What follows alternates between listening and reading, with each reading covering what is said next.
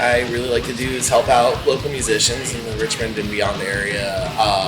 Something from day one, it was just part of the ethics of the shop was that, you know, if an out-of-town band comes to you and says that they have a record, we carry it.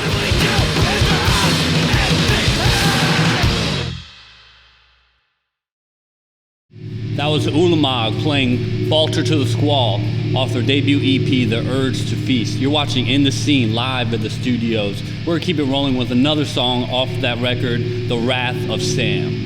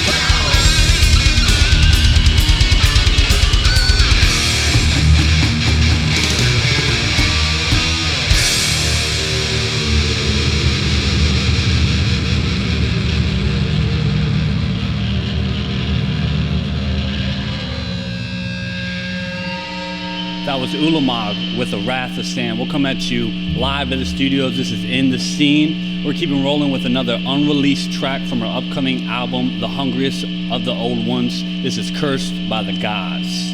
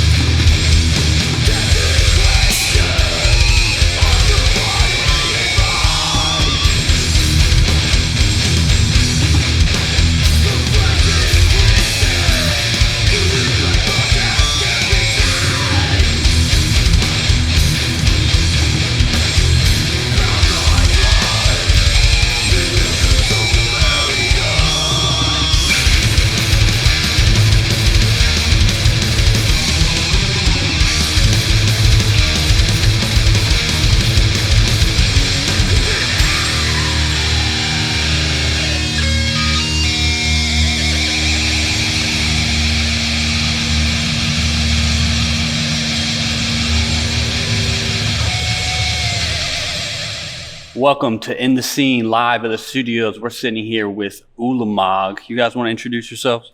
I'm Eli. I play drums in the band. Jax, I do vocals. I'm Nate. I play guitar. And you guys are Ulamog. You guys got a new full-length record coming up, right? Is the recording going to be more than 2 mics this time? Yes. Yeah. What's been the process like recording that? How many songs you guys doing? It's 8 songs. We've been working on it over here at the studio, and we're very Shout excited. out Sweeney. Oh yeah. What's the title track?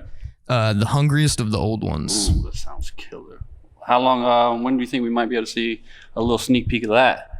We have no idea. We're working on it. We're trying to get it out as soon as possible, but we're trying to make sure that we do it right, and it's 100% the best that it can be. So we're taking our time. Once that comes out, you guys are going to absolutely take over. You guys decided to record your first EP, The Urge to Feast. What was like recording that for the first time? We got went over to Lil Nate's house in his little band room, and we had like 2 microphones on the drums, and then we just kind of ran everything 2 through microphones that, and then put the 1 mic up to the amp. DIY. Microphones like this. There was like no special microphones. It was just a little fucking dynamic mics. Yeah, just DIY as fuck. You guys seem pretty persistent about getting the music out there in all different platforms, which is available on all streaming platforms. Go listen to it, The Urge to Feast by Ulamog, 5 songs of complete ass beaters. Right after that, you released a music video for The Wrath of Sam, I believe, right? What was it like filming that? It was real cool. So I used to work at Frightmare, and he worked there for a little bit too. And the dude Mark would you just like have these crazy sets and stuff, and we just hit him up one day and we were like, hey, like, do you mind if we like stroll up and shoot a music video in here? And I was like kind of hesitant on asking him because I didn't know how he'd react or whatever, but he was like super down and really nice about it. Just opened up the shit for us, and yeah, we just kind of went in, and he let us just move around the house, set our equipment up in there without really asking questions, just kind of let us do our thing. Hopefully they'll have us back for when we drop this and LP. shout out to all the people who really just give us opportunities to do cool stuff like that without asking for anything in return. That's definitely something that keeps this thing moving. And speaking of which, you know, we've all been going to shows a long time now. We definitely try to embody that DIY spirit. We've seen a lot of people come and go, especially during COVID. People come and go, attendance, you know, drop, go up, and just having to really push through. What are some things that, you know, people watching this could do to support their own local scene? What do you think some things we had to, you know, step up and do to kind of keep this wheel turning? Go to shows and support bands and people doing shit. Everyone is doing something, like, at all times. Like, go buy a t-shirt. Don't buy that shirt from the mall or wherever the fuck you buy it. Just buy it from a local band. Buy tapes, fucking vinyl, whatever. People's little pop-up distros. Spend money there. Is everything that anyone else is doing. Start a band, take some pictures, take some videos, learn all the lyrics to your favorite bands, stand up front, sing along, stage dive, just participate, be Participation is key. A body in the crowd, you know what I mean? It takes every single one of us to make the thing happen. I just have to say I've been very lucky to get to know you guys very well over the last few years. You know, you guys have done a bunch of different projects. I've seen you thrive in a bunch of different projects, but I definitely feel like this is the pinnacle of everything you guys have worked for and all your musical endeavors. You guys have known each other for a while. Where'd you guys all meet? Me and Jax have known each other for a very long time. We were in some shitty band way long ago. We met called what? Duffy, I think. I don't even want to. Yeah.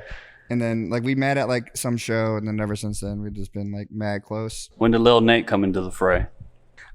So I met somebody, and they added me to this Discord with all them in the Discord, and we played video games together. And then I was very shy at first, really shy. And then we just became very close, jammed a little bit, and then that's what became Ulamog. Where you guys from? From here, Virginia Beach. Virginia Beach. Everybody's from Virginia Beach. What was it like going to shows in your early days in Virginia Beach? It was lit. Lit. It was awesome. It was very lit.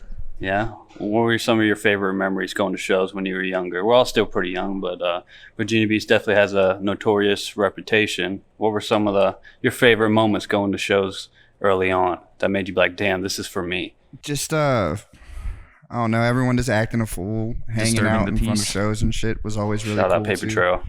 Everyone was always like hanging and kicking it, and everyone was always like cool to come up and talk to and shit. And then like the shows was like mad rowdy, and that shit was always mad fun.